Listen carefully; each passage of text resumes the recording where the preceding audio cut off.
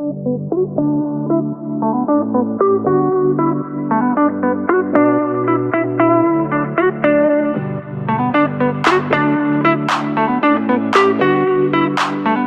welcome to the Thrivecast. It is a production of the Thriveal organization, and Thriveal has been around, going strong for almost 15 years, where firm owners come from all over the world to build community and grow and build their firms together through our programs, events, education, and conferences. And we want to say thank you to Bill. They are a sponsor of the Thrivecast and have been for many years. We're actually a 15-year user of Bill in our firm. So thank you, Bill, for helping us as we deploy Bill into a lot of our controllership and CAS work with our clients all across the country. Thank you, Bill, for being a sponsor of the Thrivecast. Welcome to the last episode of the Thrivecast. So after 15 years, 1 month after the other, we've been doing a podcast for 15 years. So, and really, I guess my most special guest is Julie Shipp. So give her a round of applause. So I'm excited. And if you're watching this podcast, you may know that we have a live studio audience. So in one of our Thriveal Summit events. So it's just really cool, pretty special. So thank you to everybody who's been at the summit and for taking a break to have a little bit of wine and some meatballs and some cake and going through this live taping of the Thrivecast. So this was pretty special to me because even in the room, Barrett was like, "Hey, Jason, I learned that from you." And I'm like, Julie told me that, which is which is really kind of true for a lot of my journey. So Julie did join me. It's been 15 years, I think. Same as the podcast. Yeah, which is bonkers. So I hired Julie as an administrative assistant. Wow, she was not quite qualified for that role. So I said, "Would you be my partner?" That was like a real big jump. That's what I do, administrative assistant, partner. And she dove right in. Probably I did that in the moment because I was like, I was desperate. That's... I was in the ditches, right? I had a lot of problems back then, a lot of personal problems, I was in debt, all kind of stuff. I didn't know. I had no idea what I was doing, y'all. I still question a lot of times, do I know what I'm doing? But I have, I think, Julie, you would say this, I have matured as a leader under her care, her counsel, her leadership of me. It's been crazy. And I'm going to not cry during this. So I'm just going to tell myself that. But what she's done for me in my life and the things she's taught me, I really am I'm a different person. I think I'm a different person because of how Julie has taught me and the counsel I've sought from her many times. So I'm very excited to kind of wrap up the podcast. We've been going through a few years of focusing professionally in the things we know we need to do. Moving forward in life as we get older, and wrapping up our Deeper Weekend, and of course wrapping up now our Thrivecast is just some of the things we felt were decisions you and I needed to make. Things I led, a lot of the things that I said I think it's time to make some of these changes. So very thankful to ask you some questions on the Thrivecast. And if the live studio audience here with us has questions for Julie too, this would be a great time. But I know they want to hear from you because y'all tell me, Jason, can you have Julie do Q&A with you at the conference? That started a number of years ago. And I was like, oh, that's a great idea. And so I had to beg her to do it. And she's like, who would want to hear what I have to say? And I'm like, trust me. And so when she started really doing some Q&A sessions, they really started to learn amazing things from her, just like I did. So thank you for doing this last show with me. You're the best guest I've had. So 3 words so far. Yeah, I need to stop talking, right? No, you do not. Okay. So, I have some great questions. First, I want to, my Scale with Purpose book, I did have, I had a dedication to Julie in my book. So I want to read that. So this book is dedicated to all the service entrepreneurs who are the foundation on which our economies move and grow. We do love, what y'all do. We salute you. This book is also dedicated to those who keep these service entrepreneurs in check. Ian is a little bonkers like me, if you know Ian personally. The operational and integrational unsung heroes that also move their service organizations forward. And Julie Shipp was that for Jason. And Andy Anchetta was that for Ian. And they are part of our success and the reason for the success. And so we also want to thank our families who bear the weight of that dedication. So a lot of great things came out of my growth as an entrepreneur and leader from Julie Shipp. And I know she has impacted y'all in massive ways. If you've ever spoken to her in privately, she is incredible. Yeah. So she's coached with y'all and things like that. Okay. Let's dive in to the Thrivecast. Let's do some questions. So I have some questions. So we're going to try to do this maybe 20-ish minutes, 30-ish minutes, something like that, however long this goes. But then I want to hear from the audience if y'all have any questions too. Okay. So Julie, you've been clear, and I prepared some questions. We talked through some of these, but you've been clear about where you want to be in these companies.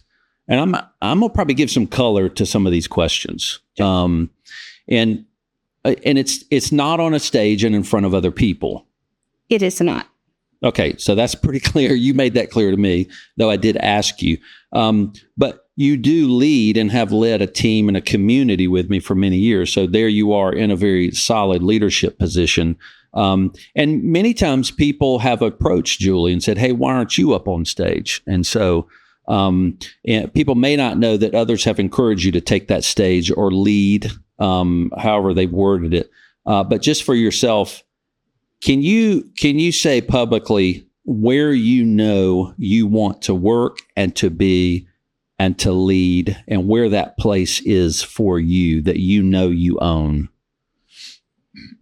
Yeah, I'd start with just saying I'm grateful for the type of organization that you were building, because there was space to discover that. Because you're very creative and innovative, and so there was always a space to go, is that me? Is that not me? And so we worked through that. We did quite a lot, but my heart and my soul, using restaurant terms, is back of the house. I'm a back of the house girl, and I love it. It's my favorite thing. We had a Thriveal member who first told me that, and she said, front of the house doesn't run without back of the house. So the two are completely dependent upon one another, and even more so in the back of the house, probably.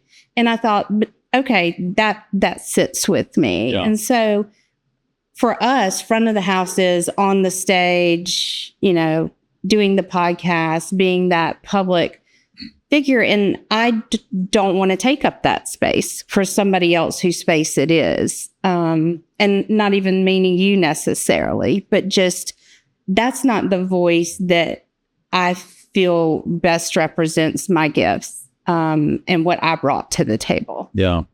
Yeah. Is your voice is one-on-one to a person privately on the side where they're going, I got to ask you some private things. That's where you want to be? Where I most interact, yes. One-on-one, small groups of people, coaching setting, consulting. Those are the places where I feel like I really thrive in now.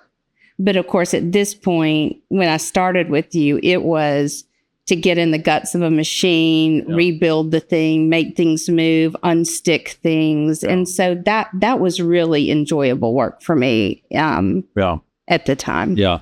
Well, you did it really early on with me. I think early on, I'm like, can you, privately, I'm like, things are messed up. And don't tell anybody, my accounting is not caught up. You didn't have any structure. No, but you kind of started cleaning things up early on. But man, you dove in, not with the work, but with your heart early on. Mm-hmm. And I mean, there wasn't much I was displaying that was pretty phenomenal. But so why did you do that? It's like you were just like, wow, this is a train wreck. And then you dove in. It's like, why would you dive into a train wreck? Character flaw. Okay, maybe. That's the kind of, I'm a fixer. Yeah. Just in life, one of the things I really struggle with is where there's dissonance. If I know I can bring resonance, you know, where if something's out of balance or off kilter. Oh, I'm sounding really OCD right now. No, I know. No one say anything. I know what you mean. Yeah. But You want, I can feel it. Resonance. I can feel it. Yeah. It's like a disturbance in the force. Like I could feel it on the team. Yeah. You know, we're virtual, but I could tell. And you came to trust it, but it was like a vibe, even as a virtual firm. Yeah. Like, it feels off. Yeah. So something doesn't feel right. Yeah. I couldn't have told you what, but something doesn't feel right. So yeah. You know, it's funny. I'll tell you this story. Sorry. So I'll tell you this story. You were working with me just a little bit, just a year or two, and I invited you to consulting. I'm going to surprise you. I invited you to a consulting engagement with a local firm. Oh, that got hot. Yeah, that got hot. Yeah. But we That went. was I said, awesome. will you go with me? And it was a man and a woman partner, and we went to it. And then, because at that time I wanted you to see what I was doing, because I was trying to do consulting and stuff like that. And we came out of that meeting, and I went, "That was freaking awesome." And you're like, "That was a train wreck." You're like, "Jason, they are about to break up." I'm like, "Whoa, they're about to what?" And they had a lot of problems. I had no idea. And it's like you see through organizations and people, you still do that. And you go, I see the issue. And I've started leveraging that. Because when we go into coaching or consulting, I'm like, what did you think? And then I'm learning the real story from you. Do you remember that? I had not thought of that in years. But yes. Yeah. Do you know why you can see that? Or maybe that's just who I don't you are. know. Yeah. I don't know. I can just sense it. I can just feel it. And putting things together is sort of one of the ways my characteristics come out. Yeah. I like to put things together, pull them. Where do they fit? Where do they match?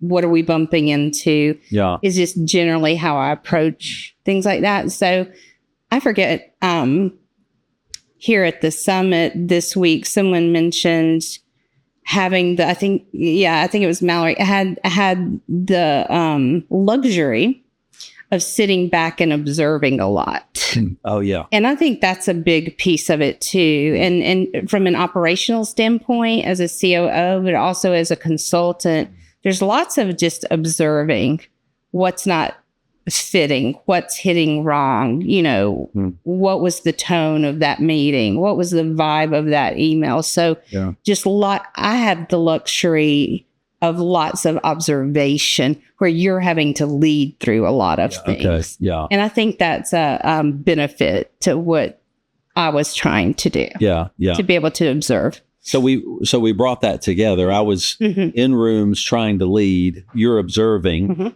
because that became our roles. But we started using that as our powers in coaching. And sometimes would prep going, I know this is one that I'm probably not going to understand a lot of, because you have a deep background in counseling too. And so there were some situations in coaching you run into that I don't know how to handle, like the partners that started cussing each other out and fired each other in the coaching session. That was fun. Yeah, right. That was awesome. Well, I didn't know what to do. And I think we had been coaching a little while together, because really you started cleaning stuff up, then really doing operations. It was a little bit later when you started actually coaching with me. And I kept pulling you into things like, can you consult with me? And then we really got into, we offer coaching together as from two perspectives. And that I remember in that coaching session, I texted you and I said, I don't know what to do. They're cussing each other out. And I don't know what to do, because I'm like, I want to give them some big coaching question. How do you see that in your future? And they're like, I will stab you if I see you again. And so I'm like, what do I do? So do you remember how you handled that, or how you knew to handle a tense moment like that in coaching? Well, at that point, it's just crowd control tactics at that point, right? You did do some crowd mob mentality. They were after each other, so you had to shut down the loud one. Mm-hmm. So I just muted everyone. That's what happened, yeah. And said, you have lost control of your ability to speak in this meeting unless you're spoken to. And it was like a glass of cold water or something, because they both, they just kind of shocked into, and then they were completely compliant, which I was stunned, but they were completely compliant. They would, on camera, take me off mute. Can I speak in my own meeting? Yeah. But I don't know. I think it's just, read the room. I'm looking for solutions. You're trying to lead them. So I'm watching a lot of what's going on. So it's that observational ability to be able to step back and look higher level at it while you're trying to pull people through whatever the learning we're trying to get to. And maybe I have a sense of wanting to, because when we coach, we're always focused on that company of the owners. Right. So we want to move that company forward. Right. In some sense. But you see the people. You see the humans real deeply, and you're like, here's what the humans are struggling with or doing. And I don't see that always. I've tried to learn to see that better. Do you think that's a right description? It's the human people is what you see. I think probably. And I think we learned early on, after fighting for 2 years, when we first became partners, that our gifts are complementary. They're not competitive. Right. I'm a highly competitive person. No. And yet we don't compete. Yeah. And I think that was part of what made sort of that symbiotic partnership, the two sides of a coin, basically. Because we weren't trying to be 2X of anything. We just learned that our gifts were complementary to one another, and they created something else together that they couldn't be on their own. Yeah. Well, we did fight early on those 1 or 2 years until we read Rocket Fuel. Yes. And we went, oh, that labeled me as a visionary and you as an integrator. Yes. And we went, we're actually very valuable together, Rocket Fuel, but we actually hold very different roles. Yes. That was enlightening to us, I think. So that was big. Well, now just to talk about our partnership. It's, I have a big question. What did that journey actually look like from your side? Because a friend of a friend introduced you to us. Me and my wife were trying to figure out how to run the company. Of course, but I was a husband doing what I want to do. Don't anybody tell me what to do. So it took a partner to go, I don't think so. I don't think so. So I don't know. It's just leaps and bounds. Can you clean this up? Can you clean this up? And then can you go to this meeting with me? Can you go to coaching? Have you been to coaching? Of course, you had done that. Consulting. Can you speak on stage? Yeah.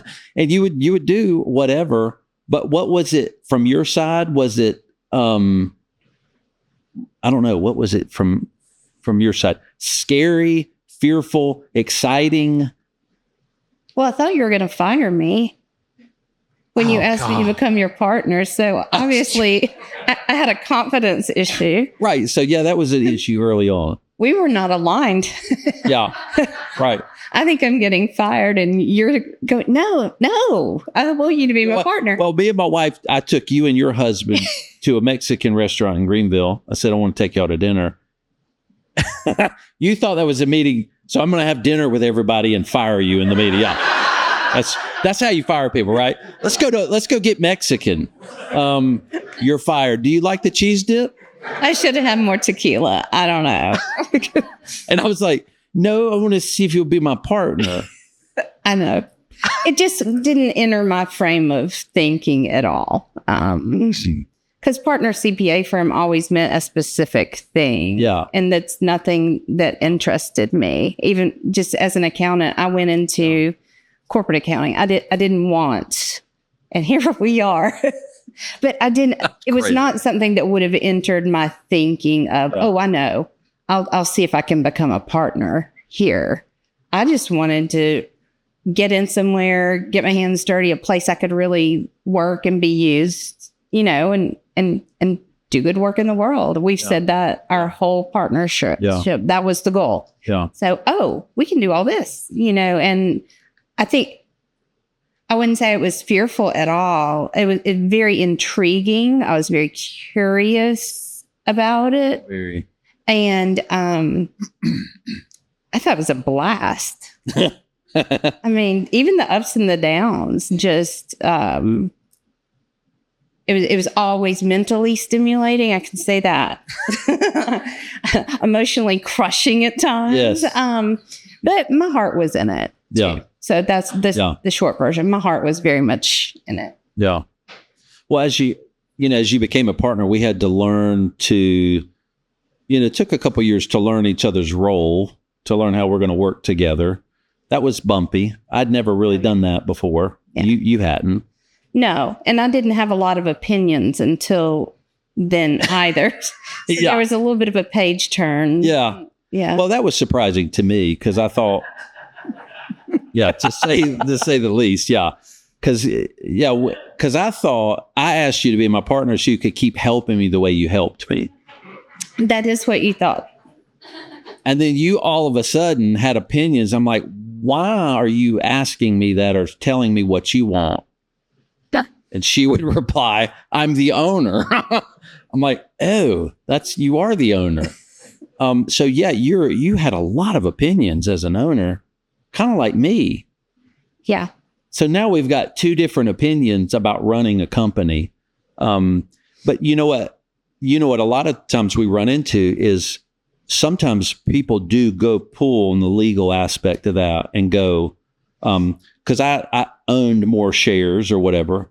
So they would pull on that and go, I want my thing to be done. And actually, I'm more of a legal owner.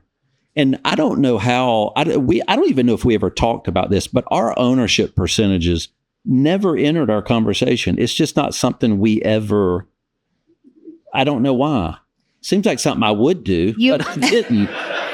You did not. You actually led that. You just don't remember. Oh. When you said, I said, I can't do this with one arm tied behind my back. Because there were ways in which you were operating that was undermining me coming in and being an owner. Unwittingly, it was not intentional, but just old ways of doing things, old ways of decision making, things like that. And I kept fighting for space at the table. I won't fight you for the stage, but I will fight for my seat at the table. I'll say that. Because you own the seat at the table. I did. And I think we sort of together came to the conclusion, but you really led it, that, let's say it's 90-10. Well, then I'll just do 10% if that's the way you want to play. And we said, to me, didn't you? That was probably an argument we had. Yeah. I don't know. But we agreed early on in our partnership framework that we're 100, period. And no one can pull rank. We can pull roles. Yeah. You could pull CEO rank over a COO at any moment, but we would never pull ownership rank on one another ever. And it never entered the conversation. You were true to your word on that. And that created space really for me to become something I would have never imagined doing or being, because there was space I could breathe. I had agency. Yeah. I could make full-fledged decisions without being told, you only own this much of this company. Don't come up in here. Yeah. I was never treated that way. Yeah. At all. So so taking that off the table was really a safety. For sure. To go, I get to fully own my role. For sure. And you did fully own your role. Okay. Yeah. But it's wild. It's, we got to become more than that. We got to become friends. We went through some really dark things. Mm-hmm. I did personally. You did personally. Mm-hmm. Multiple things. which everybody goes through. Yep. So everybody goes through hard Life things. was life. And Yeah. So everybody's going through that. When you're running a company, all that comes into the company. yeah.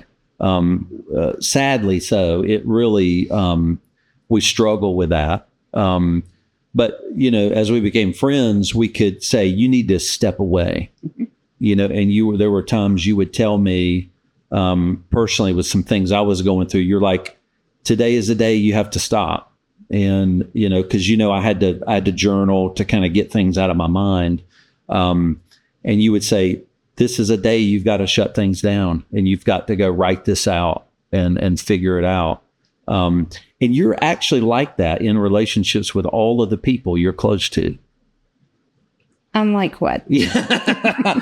You're that caring to where you will take the sacrifice personally to make sure they are cared for when sometimes things are so dark and detrimental in that person's life that you care about. And that was very, very powerful. The way you cared for me through that. And I probably didn't always return a lot of the care. But I went through a lot of different things, and you kind of walked me, even coached me and counseled me through a lot of those things. So I had a lot of maturing to do. So thank you for doing that for me. I needed it.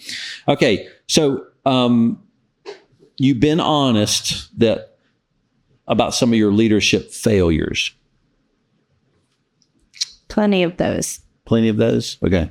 But it's veiled in a good characteristic. So I'd love you to kind of figure this out with me. So you have a sense of loyalty to the things you're committed to the people you're committed to, which is so beneficial to the people you're committed to. But that loyalty, you said, does cross over into protecting people past the point of health. What is that? It's veiled in a good character. Loyalty is great, but man, you are loyal to a point of unhealth. What does that even mean?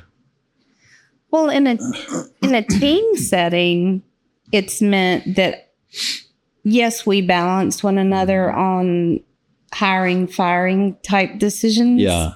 But I will always lean fully into rehabilitating somebody if they are willing to try. If just show me something, just give me something, and I'll just keep trying with that person. When sometimes the kind thing to do is to let them go and be where they truly can thrive without having to try to fit into a place they're not going to fit. Yeah. And I keep thinking, no, you can do this. You can fit here. You can do this. And so I think I have created sometimes too much drag on some important decisions we needed to make inside the companies because I was holding on to, but we can't abandon them. Look, they're trying, but it wasn't what the company needed. And I think that started to become the balancer for me. What does the company need? Oh, what does the company need? Yeah. Okay, yeah. I really had to put that filter first for me. And it had not been first. It was people first. And I don't mean to say the people aren't still first. I just mean the way I view people in a company, and how they can be the most healthy version of themselves in that inside of that company too. And sometimes that means they don't need to be in that company to be the healthiest version of themselves either, or to not impact other people around them. And so I had to really grow and mature a lot in that. I'm not a fan of peace at any price. You know that. I'll fight to the mat for something I believe in. But loyal to the death is also not, it loses its good quality when it's not, when it's forced into a situation that doesn't need to be that way. Yeah. Do you think that's good with a lot of humans, really good traits? Loyalty for you is one, but can we all take the good traits about us and really be imbalanced about them? Oh, I think that's often true. Yeah. Our best quality can be our biggest flaw also. Yeah. Yeah. Well, have you conquered that one? No. When are you going to get that fixed? It's still a struggle. Yeah. It's still a struggle. I'll always lean towards, oh, come on, you can do that. And even in sheer frustration, I'm still trying to pull something through sometimes that doesn't need to be forced through the process. Are the things you're explaining, is that a business setting, which is you personally have a loyalty towards people that really is just unending? Now, in a business setting, you've tried to tame that or change that because you're in a business setting, not a personal. Filter it. I've just needed to filter it through. Is this right for the business, this person, the goals? Even if they could maybe possibly do it, is it right for them? Is it right for the company? Okay. And to reframe it and filter it a little bit different. But isn't that odd if you feel like loyalty is right and you not abandon loyalty, but you abandon something is right for the benefit of this company? Does that feel odd or a struggle? Or do you tell yourself, you know why you're doing it, so it does feel right? Probably the latter. Just you walk yourself through I can know it's the right decision and have peace about it. It doesn't feel good to me. Okay. But I can have peace about doing the right thing, even if it isn't the thing I would have chosen to do. Yeah. Well, one thing you've told me is when you know people you're in a relationship with that you do trust and they have your best interest in heart, you'll use them, not use them in a using way. You'll check in with them and go, am I imbalanced in my point of loyalty? Absolutely. You double check outside yourself. Do you need to do that? I just know I can convince myself of a lot of stuff. Related to something like loyalty to a person? Anything. Okay. And so I find it valuable to have a close group of people who are truth tellers, who have my best interest at heart, and who will say to me, that's a dumb direction. Don't do that. Maybe I listen, maybe I don't, but I very much need that support to filter and to have clarity sometimes, because I can just keep pushing towards something for the sake of pushing towards it. For the sake of the good thing, because loyalty is a good thing. It's not a bad thing. Yeah. But to the point that it loses its good characteristics. Yeah. That's wild. I probably would have always thought a good characteristic is always good. But that's not how humans are. Not for me. Well, I don't think that's that humans can make anything probably too far. Yeah. Any good thing. Well, how do you balance, how do you stay true to the good thing?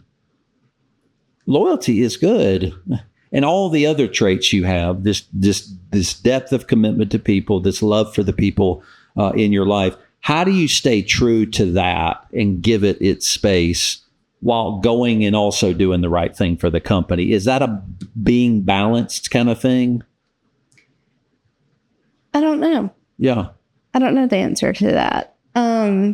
Maybe it is checking in with others. And there's lots of balancing going on throughout. And yeah. Any of those decisions, as you know, are iterations of 1,000 different things or 25 layers. By the time you get to a decision, there's probably been a ton of thinking, vetting, ruminating, overthinking. If you're me, I'm going to overthink it all.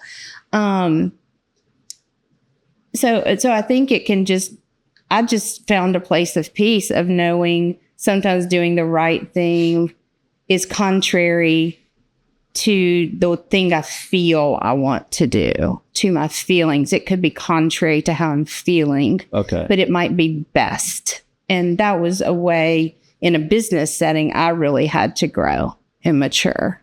Okay. Not sure I did, but I hope I did. No, but that's a dissonance. Yes. And you just have learned, because I know dissonance is something you want to resolve. Mm-hmm. And probably caring for others, you want to resolve their dissonance in their life too. But where two things don't sit well together, mm-hmm. and you've learned to just live with the dissonance. Does that mean you like it? No. Or you're okay with it? I think it's a discipline. discipline. I think it's a discipline I had to develop. That's a healthier discipline for me too.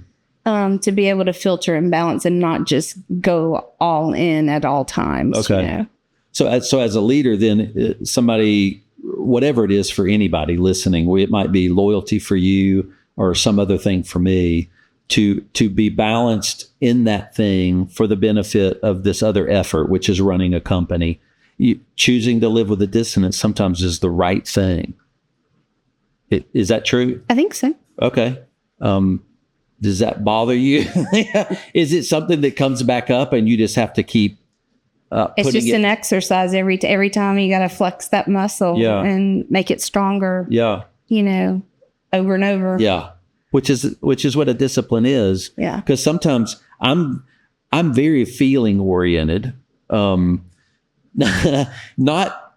caring for people feeling is whiny brat Jason woe is me feeling is kind of more of what a discipline is dampening down your own feelings sometimes about something where you can actively say, no, this is the right thing, even though I feel something different. It sounds like you're saying the act of doing that is a discipline in a human's life. That sounds accurate. Yeah. And I think where that came out in partnership, that loyalty piece was we developed a way of being partners together that we never, that I can recall, went into the team with anything that they were not fully convinced we were aligned. Yeah, true. Whether we were in the room with each other or out of the room with each other. Now, we may be scrapping it out. We did. Behind closed doors. But when we come out of the door, we are a united front. And nobody's running herd on that nobody's breaking that. So I think we had to develop that together. So that's where loyalty really came into that. We were completely loyal to one another. That didn't mean we didn't challenge each other, argue or fight for what we believe. We would do that a lot because we're so different. But when we would come to our team with anything, united front at all times. And that is something I'm really proud of. I am. The ability to do that. Yeah. I'm really thankful that we approached each other that way, but it even rolls back to the ownership thing. Yep. That was never on the table. Yeah. We're all in. You know, we're not, one eye's not on the back door either. Yeah. So. You know something that pissed me off early on? That's a turn. Yeah. I just said something nice. No. Well, it relates. No, it relates to that. Okay. You had to instruct me how to fight with you. Oh, yeah, you're not a good fighter. But I didn't even know that's a thing, right? Early on, I'm like effing, and I'm just like pissed. And even in the middle of an argument, you would instruct me. Now, that sounds like me. Well, but it was basically owning your space. You would say, when you're fighting with me, here's what I won't hear. Here's what I will not listen to. If you come to me with this, I'm all ears. Even when we're arguing, we would stop and go, that won't be part of our argument. And you know what? I had zero skills in arguing. You're pretty good at it. Now. But I still lean towards meanness. I get freaking pissed. And there's some sense of like I was forced to learn control of that because you would not put up with it. That sounds like you. That does sound like me. Yeah. I don't know. You never would set out to try to teach me that. You're just like inappropriate in a relationship with me. I'm not whoever you're in a relationship with. I'm me. And this is how I do this. Is that, do you? We did need to set some boundaries. Yeah. And part of it is because we both are very passionate about what we believe in. Yeah. And what we believe is true. Well, that's can be rocket fuel in a bad way. Right. Throw a match on that, you know. So we needed some boundaries and some ground rules and some perspective to be able to get to the common goal, which was to resolve the issue. Which is what we both wanted. Yeah. We both cared about this company, cared about the people, cared about the members of Thriveal so deeply that we're all headed towards that. Yes. So we said, on our way, we're not going to sometimes I'm not going to be treated that way. You were saying that more to me than I was saying to you, because you were pretty dedicated to doing this in a healthy way. Though I know you got pissed at me and stuff. Yes, more than once. That happens. So you taught me some of those self-management skills I didn't have. Cool. And I can relay those to people in coaching or our team, and I can see when they're misappropriating the relationship and going, if you're here in a room with me, this is how I'm going to need you to approach me, which is kind of a boundary setting space. And you did it with me for the good of our relationship. It was not for you. Well, in a sense, right? You might have to indirectly. You might have to protect yourself some, but you're like, if we're going to do this, and the things we've been called to do, this is how that's going to need to look for me. And I'd really never been approached that way before. So I did grow a lot through that. Okay, we're coming to an end, and then y'all can ask, any questions that you have of Julie. But I do have this. This is a big question. Okay. What did I never fully understand about how you showed up as a partner? That's pretty deep. That you still don't understand? Let's clarify the question. Yeah. Let me make sure before I say yes or no where that's going. Yeah. Maybe even now to this point, through all the journeys we've been through, 15 years, what did I just probably still not fully get about you as my partner? Probably the depth of commitment for me. How deeply you're committed to this effort. Yeah. Mm-hmm. And wanting what that means. You do what these things mean. That is for sure. But you don't. I don't. Nope. It's in the book. So you asked what you never got. That's true. Yeah. And I think you had a greater and greater understanding of it, but I operate in a certain way and you operate in a different way. Yeah. And that's good. And it was complementary and all of those things. But I don't know that you ever really understood my level of commitment and what that means, what the outworking of that would be. Yeah. That would be my guess. I don't know. Yeah. That's good. I have to think about that. Yeah. You asked the question. Oh, yeah. No, I want to know. Well, I've learned, under your tutelage, not that you would ever. Not. I know you're never just trying to run a When I say things business. Like that, you're like, I'm not teaching you, but have been in school for 15 years as a leader. It's time to graduate. I'm probably in third grade as a leader. I really have so much to do, so much to learn. And I know that's true as leaders. I've learned things like that from you, that you don't arrive as a leader. There's a lot of things I say on a stage or on a podcast, and I'm repeating your words a lot of times, and people don't fully know that. So some of the Thriveal members do, because I would go, I don't know, Julie, can you help me answer the question? So I'm a little lower, but I'm often repeating a lot of things that you've told me. This book has a lot of structure, order that I didn't have that you taught me to use. So, and then I go write a book that Julie told me and taught me to write. So, but that's been some of the greatest things I've learned, and mainly is that I don't have to arrive as a leader. Mm-hmm. I've got a lot to go. And I think you've allowed me to get to a point in my life where I'm becoming okay with that. I'm becoming okay with, I'm not going to probably arrive, but I'm on a cool journey to keep learning. And that's pretty cool. Keeping that growth mindset. That's a growth mindset. Right. So thank you for that. That's great. Okay. Do we have a handheld mic? Okay, Lauren's got a handheld mic. Do you have a burning question about leadership or our partnership or anything? Uh-oh. John and Megan, I'm a little Megan scared Godwin. right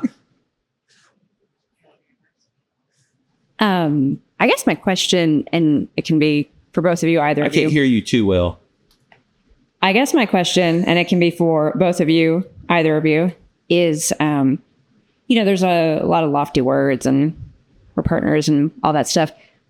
Was there a moment or like incident or a story or that inflection point where it was like, this woman can work with me, or I can do this with him? Like, was there something where you just knew, you're like, all right, I'm going to say yes to this because of like a story, or like they said something, or there was what was that why did you say yes to each other? Like, why did you look at her and be like, I think you could go from executive assistant to partner, right? Like, and I know you said you were desperate, but she said something, she did something, like there was a moment that happened. And when Julie was like, okay, I could probably do this. Like, do you have stories for that? Yeah, I do. Probably from my side.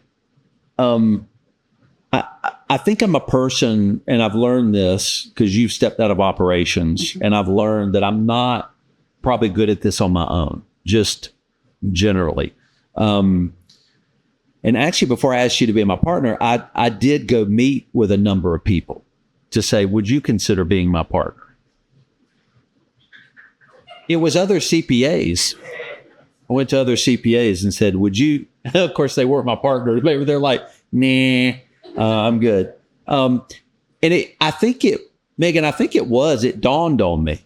It was a moment, and I went, wait, like she continues to kill it in just ways that I don't quite understand. I don't understand everything I do, everything I ask her to do is done to a level that I don't even understand how she was able to do it. So there was a moment in time, and I thought, I think Julie probably is my partner.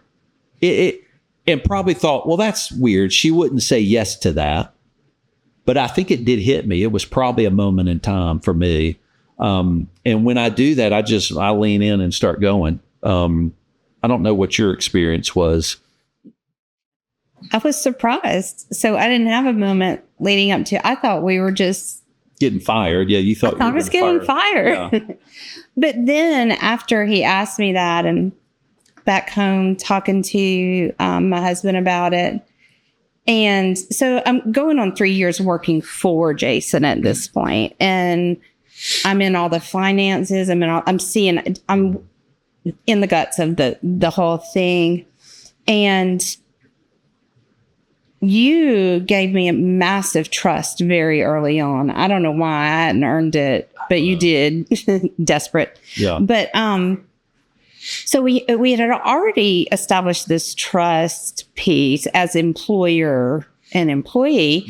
And then when he asked me, and I'm talking to Lewis about it, and he said, look, what do you not know about Jason that would stop you from making this decision at this point? What would stop you from saying yes and doing this thing and doing something completely different than I thought I was doing with my life? And I said, nothing. And he said, let's go. So that's how that went. So that was the moment, because I was so surprised at you asking. And Lewis saying, well, what do you not know? You know everything here. What do you not know that would hold you back about Jason or the business? And like, actually nothing. This will be fun. It wasn't all fun, but Yeah, that's good. All right. What's another, Sean? Okay. So we didn't coordinate questions, but this is a good follow-up to that. Julie, do you remember one of the first wins that you had that made you think, oh, hell yeah, I made the right decision to join Jason? Was there any particular moment or decision or anything where you were like, I did it, it's the right thing? That confirmed the initial decision, or wins while we were partners? No, the very first thing you did that was like, I made the right choice? And I mean, it could have been right after that, but like the first win you had, and you were like, oh yeah, I did the right thing Well, as partners. yes, I can tell you that. I can also tell you that my first official day as his partner, after me thinking I was getting fired, he called and said, let's get on a call. We have to fire somebody. No, that's not my job. Yeah. Oh, it is. You're an owner. Let's. I said, we are not going to do that. We haven't even talked about it. And this was where Jason was still operating as this maverick rogue. Doing what I want. Yeah. And that after that, we had a bit of a meeting. And I think that was my win. And I'll tell you why. Because I confronted Jason like, you'll never bulldoze me into something again. Okay. I'm a thinker. I need time to consider what we're talking about. That's my team member, by the way, that Like you just what? fired. What? The realizations were flooding us both. Yeah. Right. And so to your absolute credit, you went, you're absolutely right. I'm sure we argued, Yeah. but you said you're absolutely right. And we set up a whole new structure. And I felt so heard after just having felt so run over by this human and thinking, well, oh, we can't swear on the podcast. Well, crap. I can't do this. I'm not going to fight him for the next however long these businesses live. I'm not going to fight you for every decision and be run over. Like, this is going through my head. We resolved it. And from then on, it was every decision, we stay in the room till we are aligned. Maybe we don't agree, but we're aligned. So that was actually my first win. It wasn't a business win necessarily. It was more of a partnership win where I thought, okay, we can do this. This man will talk to me. He will consider and he will change his mind when it needs to be changed. Yeah. And you give me space to do the same thing. Yeah. Which And you so- will do. Yeah. Absolutely. Yeah. And so I just felt the health in that moment that I was concerned was not there. Yeah. You know? Yeah. Well, and in that it's weird. I mean, we signed some papers to become partners, but it still doesn't mean it's a reality. Right. When you say things to me like, that was my team member, I'm like, what? No, I'm firing a person that sucks. And you claim ownership over that is my team member. It was just like a glass of cold water. It's like, what have I done? Probably. And we've had some of those. You probably moments. thought that. Yeah, we had some of those moments. It's like, she's an owner. And that you sign the papers, you don't feel like an owner. But when I fire your team member and you tell me that was very impactful. But to your credit, you wanted to work through that to resolution that was healthy. Yeah. And so that was really, really helpful to me. Yeah. So. All right. We might have a couple more. Okay, Matt, and then who's back? Gina. All right, so we'll do Matt and Gina. First off, I just want to say thank you for doing this last podcast live with all of us. It's a really cool experience. Love it. Thank you for being here. We talked a lot about team alignment, client alignment. We didn't really get into like ownership alignment. So the question I have for you, like, was there ever a time where you guys got really misaligned, almost to the breaking point? And what did you guys do to like get through that and resolve that situation? Yes. You want to explain any of them? There's probably some things we can't explain. We don't have to go into details.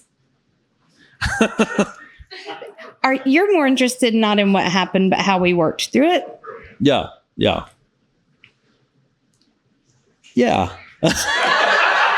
Matt. Curveball.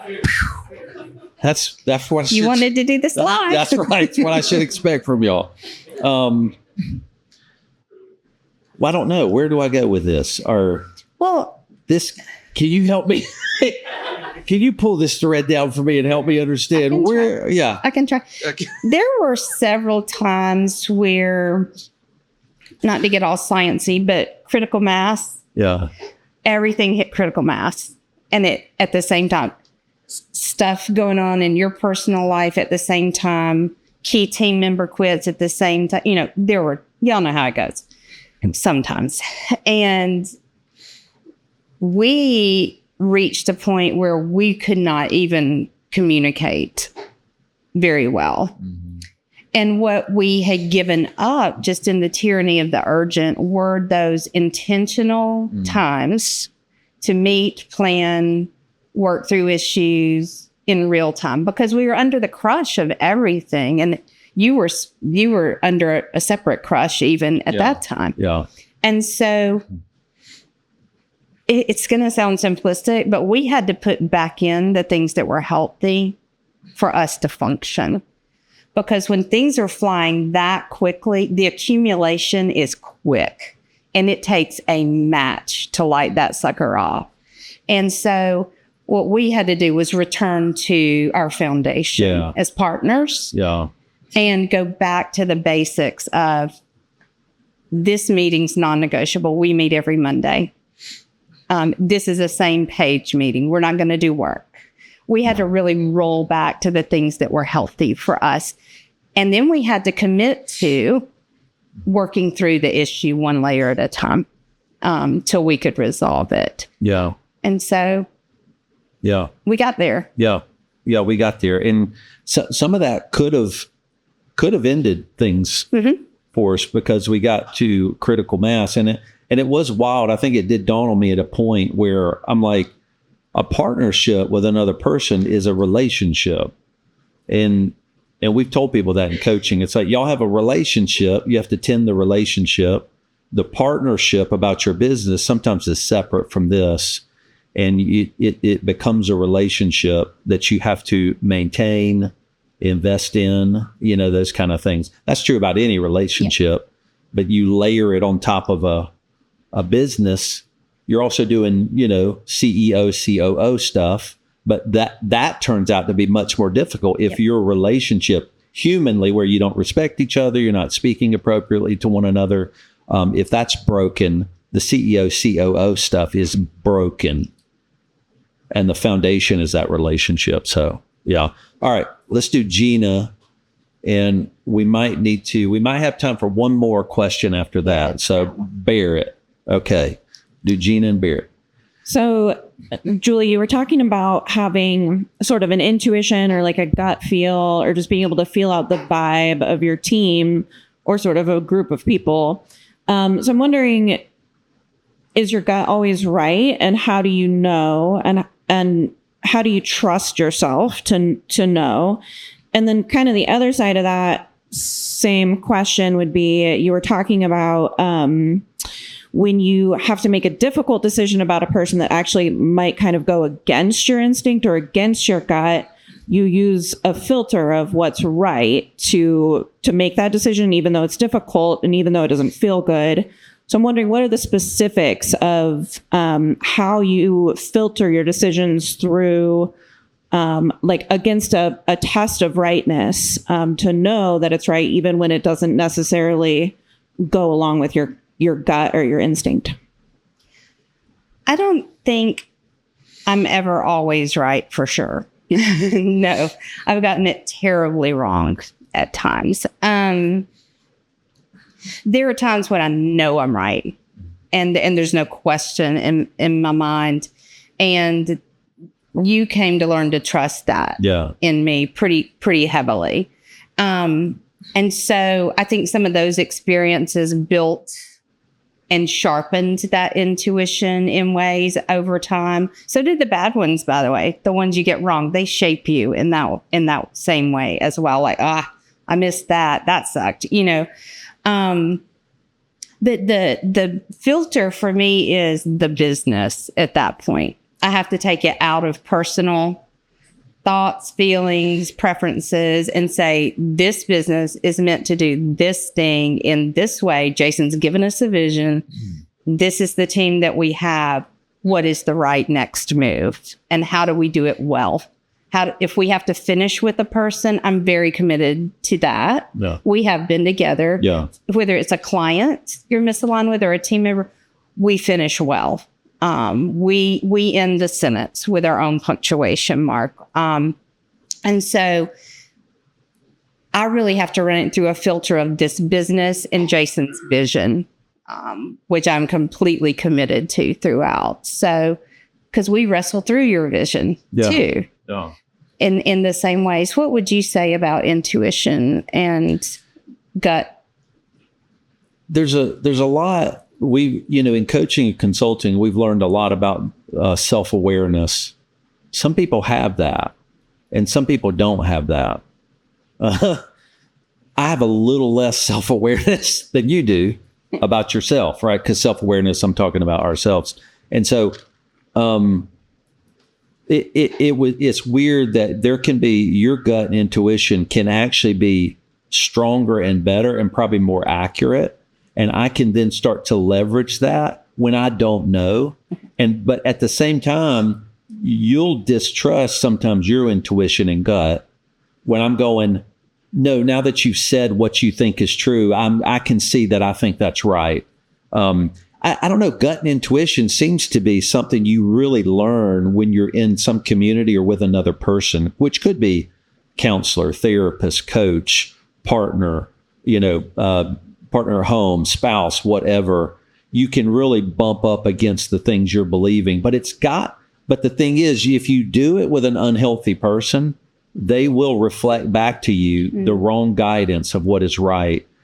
So you check your gut and intuition, it seems, with another human sometimes outside of yourself. And if you do that enough, you gain the skill of self-awareness. And a lot of people don't have it. It's something I had to massively grow in.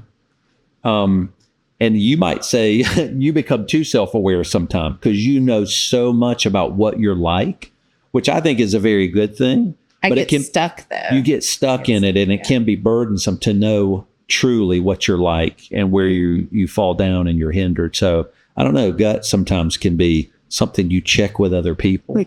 But if you go, I don't know who to check that with, gut and intuition are something you need to be careful with maybe. But we do have it too. Some have it more than others. So I don't know.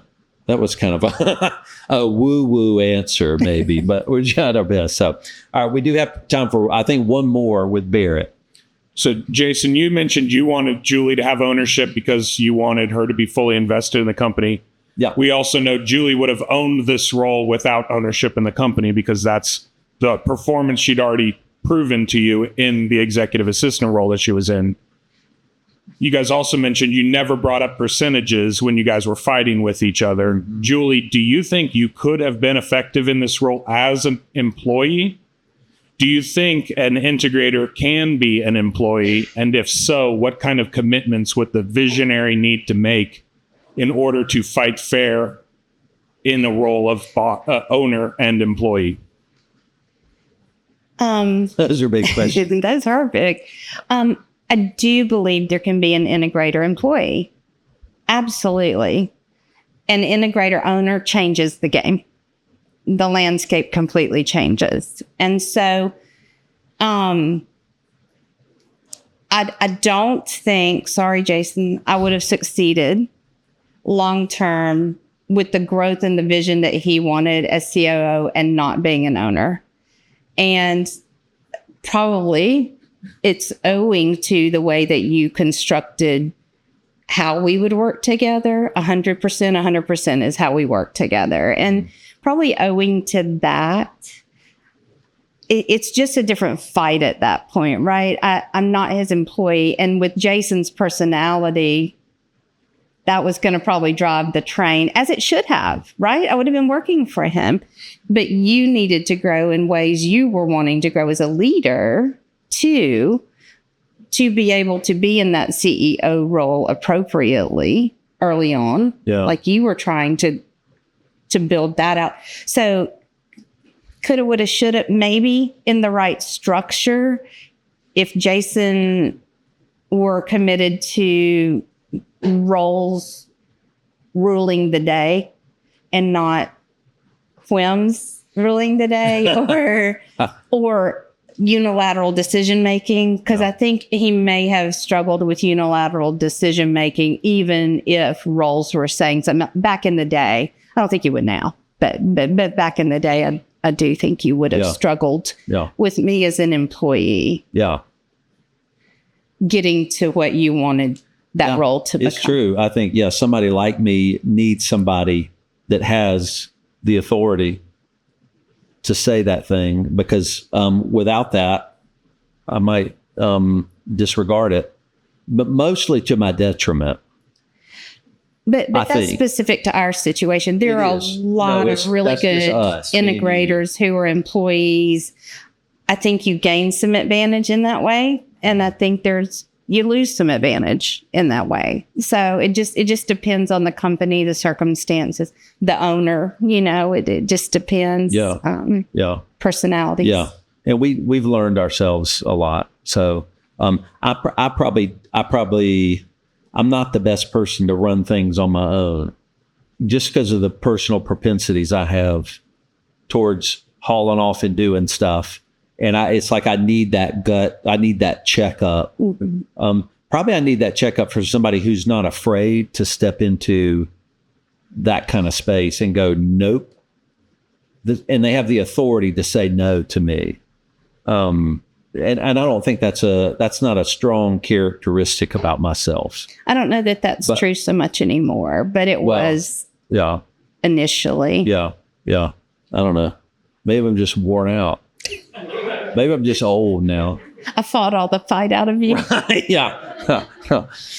Okay, this has been good. So I do have one more statement, and then let's wrap this up. So we really appreciate y'all joining us in this live final 15-year Thrivecast. Very honored to have my friend Julie join us. It's been pretty cool. Okay, so you just have. I'll give you the last word, Jay. I love that. Yeah. And that's what I call you, Jay. That's your name to me, Jay. So, Jay, you have the last word. You don't have to give a principle. You can say whatever you want to the community, to yourself. Right now, as we end the podcast, anything you want to say?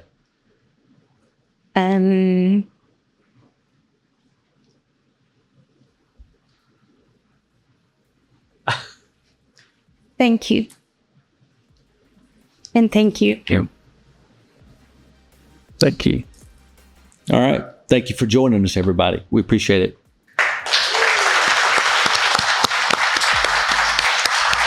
Thank you, Judge. All right. You made me cry. So sorry.